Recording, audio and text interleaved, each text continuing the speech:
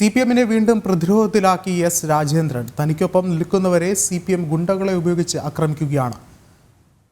നിലവിൽ ഈ ഒരു കാര്യം തന്നെയാണ് എസ് രാജേന്ദ്രൻ ഉന്നയിച്ച പ്രധാനപ്പെട്ട ഒരു ആരോപണം. ഇതിന് നേതൃത്വം നൽകുന്നത് CPM ജില്ലാ സെക്രട്ടേറിയറ്റ് അംഗം KV ശശിയാണെന്നും രാജേന്ദ്രൻ ആരോപിക്കുന്നു. CPM-ഉം എസ് രാജേന്ദ്രനും തമ്മിലുള്ള തർക്കം രൂക്ഷമാകുന്നുവെന്നും അകൽച്ച വർദ്ധിച്ചുവെന്നും വെളിവാക്കുന്നതാണ് എസ് രാജേന്ദ്രന്റെ പ്രതികരണം. തനിക്കൊപ്പം നിൽക്കുന്നവരെ CPM നേതാക്കൾ ആക്രമിക്കുന്നുവെന്നാണ് എസ് രാജേന്ദ്രന്റെ ആരോപണം. കഴിഞ്ഞ ഏപ്രിൽ 18-ന് ഇത്തരത്തിൽ തന്നെ അനുകൂലിച്ച ഒരാളുടെ വീട്ടിൽ തമിഴ്നാട്ടിൽ നിന്നുള്ള കൊട്ടേഷൻ സംഘത്തെ ഉപയോഗിച്ച് CPM അക്രമം നടത്തിയെന്നാണ് എസ് രാജേന്ദ്രൻ ആരോപിക്കുന്നത്. ആക്രമണത്തിൽ പ്രായപൂർത്തിയാകാത്ത ഒരു പെൺകുട്ടിക്ക് പരിക്കേറ്റു. പിന്നിൽ പ്രവർത്തിച്ചത് CPIM ജില്ലാ സെക്രട്ടേറിയറ്റ് അംഗം KV ശശിയാണെന്നും രാജേന്ദ്രൻ ആരോപിക്കുന്നു.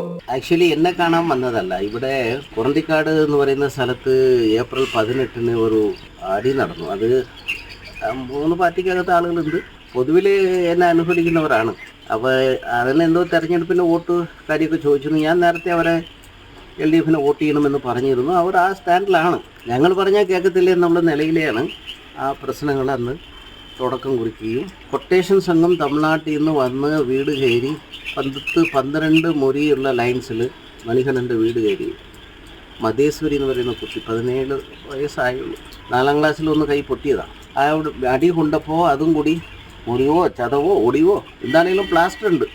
അതിനെ കാര്യമായി പോലീസ് കേസ് എടുത്തില്ല. തല്ലാൻ വന്ന ആളുകൾക്ക് ജാമ്യം, തല്ലാൻ വന്നവരെ പിടിച്ചവർക്ക് നാൻ പേലുകൾ, വീട്ടിൽ കയറാൻ പറ്റത്തില്ല. അങ്ങനെ ഇത് ഞാൻ അറിയുന്ന 28-നാണ്. എന്നാൽ ആശയപരമായി ഒരാൾ അധപതിച്ചാൽ എന്തും സംഭവിക്കുമെന്നായിരുന്നു രാജേന്ദ്രന്റെ ആരോപണങ്ങൾക്കുള്ള CPM ജില്ലാ നേതൃത്വത്തിന്റെ മറുപടി. പിന്നെ അച്ചടക്കത നടപടി ഒരു സഖാവ് വിധേയമാകുക എന്ന് പറഞ്ഞാൽ കമ്മ്യൂണിസ്റ്റ് പാർട്ടിയുടെ അച്ചടക്കം എല്ലാവർക്കും ഒരുപോലെ ബാധകമാണ്. അത് പാർട്ടി ജനറൽ സെക്രട്ടറി മുതൽ സാധാരണ പാർട്ടി മെമ്പർ പറയുന്നത് ഞാൻ ഉൾപ്പെടെ എല്ലാവർക്കും ബാധകമായ കാര്യമാണ്. അതിനകത്ത് വീഴ്ച വരുന്നതെന്ന് കണ്ടാൽ ഏതൊരു സഖാവിൻ്റെ പേര് പാർട്ടി നടപടി സ്വീകരിക്കും. ആ നടപടി സ്വീകരിക്കുന്നത് ആ സഖാവിനെ തെറ്റുതിരുത്തി ആ സഖാവിനെ നല്ല കമ്മ്യൂണിസ്റ്റാക്കി മാറ്റിയെടുക്കുന്നതിന് വേണ്ടിയാണ്.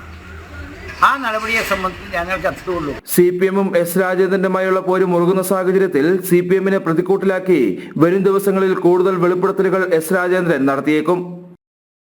ജനം, ഇടുക്കി.